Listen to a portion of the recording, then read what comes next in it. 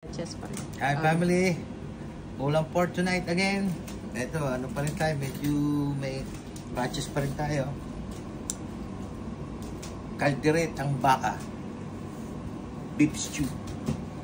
Ang ating ano, ito po, binili natin sa Pack and Save. Ano po yan? Ang kilo po to. 1.9 kilo. And then, ano po to? Brisket po to. Beef brisket. $21. 2 kilo po to. Kasi po, Easter ngayon. Easter. Pag ano, pati-take out na natin ating mga daughter.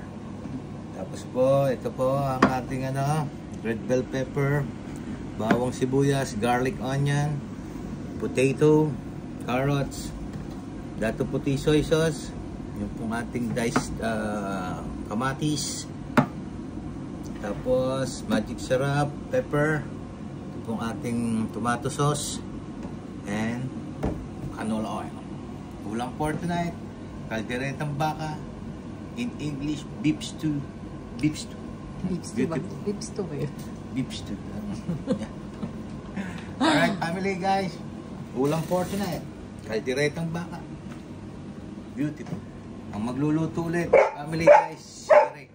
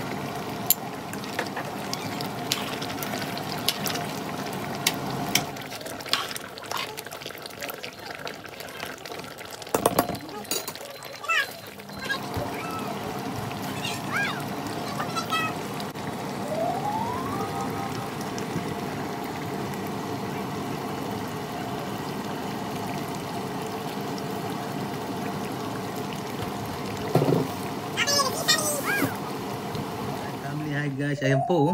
Kalas buto, lambot. Ayun taba, litid. Wow, beautiful. Hi family, hi guys. Titikman na po natin ang ulam for tonight. Kalderetang baka, in English, beef stew. Tingnan natin. Tikman muna po natin patatas.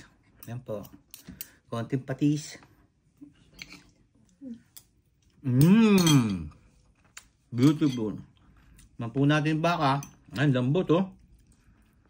Lambot po yung baka natin oh.